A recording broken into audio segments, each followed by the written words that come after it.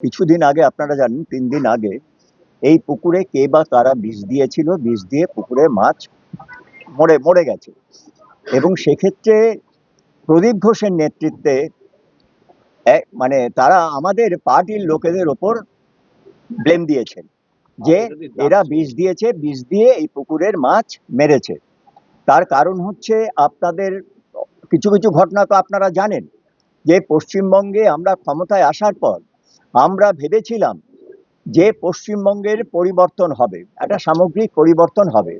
কিন্তু আমরা যেটা দেখছি যে পশ্চিমবঙ্গে বিজেপি আসার পর বিজেপির হাতেই বিজেপি কর্মীরা এখন লাঞ্ছিত হচ্ছেন। এবং এই সুভাষ কলোনিতে দীর্ঘকালের যে পুজো কমিটি আছে, এখানে একটা ক্লাব কমিটি আছে, এখন প্রদীপ ঘোষের নেতৃত্বে এবং কৌস্তব বাগচির সহায়তায় বিভিন্ন জায়গায় ক্লাব দখল হচ্ছে, পার্টি অফিস দখল হচ্ছে। আপনারা জানেন এখানে তৃণমূলের একটা পার্টি অফিস ছিল ব্রিজের নিচে, সেই ব্রিজের নিচে একদিন দেখি সেটা বিজেপির পার্টি অফিস হয়ে গেছে। বিজেপি জেতার পর বিভিন্ন ক্লাবের চাবি, এই এলাকার বিভিন্ন ক্লাবের চাবি প্রদীপ ঘোষ, যিনি একনিষ্ঠ বিজেপির কর্মী বলেন, বিজেপির জেলা কমিটির নেতা বলেন, তিনি সবার কাছ থেকে চাবি নিয়েছেন।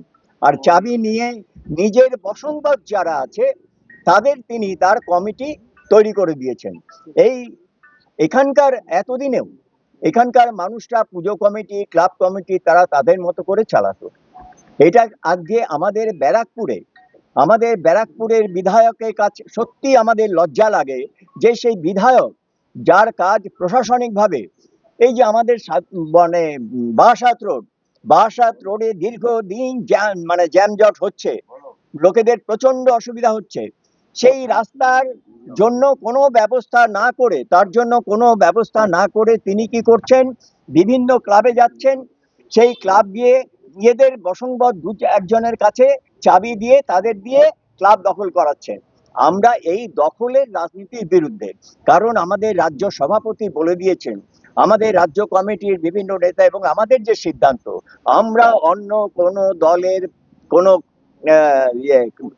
পার্টি অফিস আমরা দখল করব না। কিন্তু আমরা দেখছি এই প্রদীপ ঘোষ এবং কৌস্তব বাগচির নেতৃত্বে ব্যারাকপুরে একটা অরাজক অবস্থা তৈরি হয়েছে, যেখানে এই মাছ মারার জন্য কে বিষ দিয়েছে কেউ দেখেনি।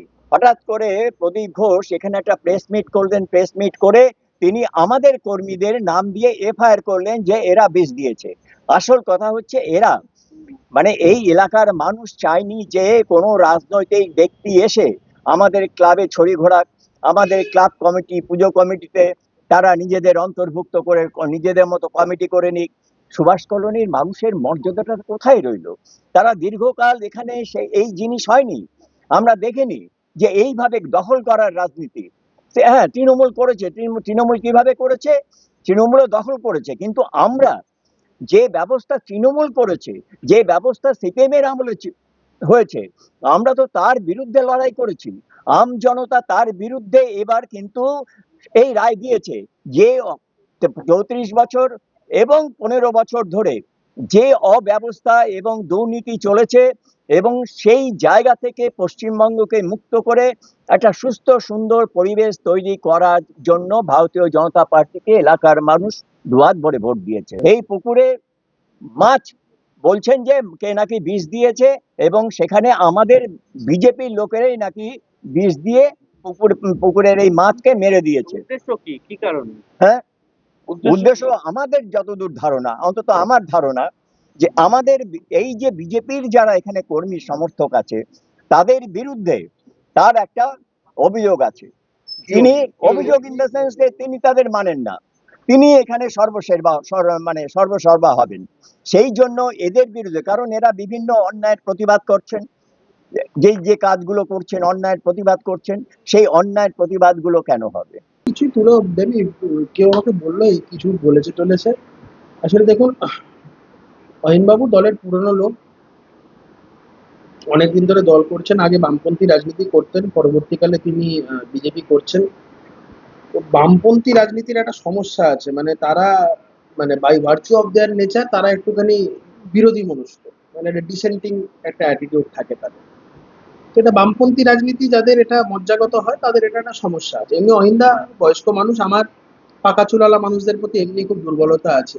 দাদু টাইপের লোকেদের আমি খুব পছন্দ করি এবং ভালোবাসি। আমার সমস্ত বয়স্ক মানুষজনদের আমি খুব শ্রদ্ধা করি। মানে এই যা গরম পড়েছে, প্রচন্ড গরম পড়েছে, তার উপর অহিন্দার ব্লাড প্রেশার শুনেছি একটু সমস্যা আছে। কারণ অহিন্দা মানুষটা খারাপ নয়, কিন্তু অহিন্দাকে কিছু লোক পাম্প টাম্প দিয়ে আর কি এই জিনিসগুলো বলাচ্ছে। তো আমি এই ব্যাপারে কিছু বলবো না। অহিন্দাকে শুধু আমি অহিন্দার মানে অহিন্দা বলি, যেহেতু আমাদের একটা সংস্কৃতি আছে, আমরা সবাইকে দা বলেই সম্বোধন করি। তো প্র্যাকটিক্যালি আমার অহিন দাদু বলা উচিত। তো আমি সেই জন্য অহিন দাদু বলুন বা দাদা বলুন, যাই বলুন না কেন, আমি বাড়িতে অহিন্দার স্ত্রী বর্তমান আছেন সেরকমই জানি। আমি ঠিক ভুল বলতে পারবো না, শুনেছি স্ত্রী আছে। ওনাকে এই গরমের মধ্যে বাড়ি থেকে না বার করে বাড়িতে গরমকালে একটু তালমিছরির জলে ভালো করে তালমিছরি ভিজিয়ে একটু খাওয়ানোর ব্যবস্থা করুন। তার কারণ হচ্ছে অহিন্দা অহেতুক কারণে উত্তেজিত হয়ে যাচ্ছে। 2024 সালে যখন অর্জুন সিং প্রার্থী ছিল, এই অহিন্দাই আমাদের সবাইকে এসে বলে বেরিয়েছিল যে হ্যাঁ, অর্জুন সিং গুন্ডা, অর্জুন সিংকে কেন প্রার্থী করলো দল, আমি এটা মানছি না, আমি দলের বিরোধিতা করছি। 2026 সালে যখন আমি প্রার্থী হলাম, তার আগে এই অহিন্দাই আমাকে বলে গেল আর যেই প্রার্থী হোক না কেন অর্জুন সিং প্রার্থী হলে কিন্তু মানবো না। আমি বলেছিলাম যে দল যাকে প্রার্থী করবেন, অর্জুন দা আমাদের নেতা, আপনিও আমাদের দলের নেতা, দল যাকে প্রার্থী করবে, দল যদি একজন কলা গাছকেও প্রার্থী করে দেয় পদ্মফুল চিহ্নে, আমরা তাদেরই সবাইকে খাটতে হবে। অহিন্দার বিষয়টা হচ্ছে, অহিন্দা যখন আমি প্রার্থী হলাম তিনি তারপরেও বেশ কিছু বিষোদ্গার করেছিলেন, কিন্তু আপনারা কেউ কোনো সমাজ মাধ্যমে বলুন, সংবাদ মাধ্যমে বলুন, কোথাও তার সম্পর্কে কোথাও আমাকে নিয়ে মানে ওনাকে নিয়ে আমার কোনো মতামত বা বিষয় দেখতে পাবেন না। কারণ আমি তারপরেও মনে করেছিলাম যে অহিন বাবুরা পুরনো বয়স্ক মানুষজন। আসলে অহিন বাবুর নিজের দীর্ঘদিনের একটা নির্বাচন আসলে, অহিন বাবুর যখন ধরুন পৌরসভা নির্বাচন আসে, তখন অহিন বাবুর একটা ইচ্ছা যে পৌরসভায় লড়ে চেয়ারম্যান হবেন। লোকসভা নির্বাচনে আসেন, তার একটা ইচ্ছা হয় যে তিনি লোকসভায় লড়ে সাংসদ হবেন, তারপরে তো কেন্দ্রের মন্ত্রী হওয়ার ইচ্ছা থাকে। আবার যখন বিধানসভার নির্বাচন আসে, তখন অহিন বাবুর নির্বাচনে লড়া এবং বিধানসভায় প্রার্থী হয়ে জিতে তো রাজ্যের মন্ত্রী হবে, এই ধরনের ইচ্ছা থাকে।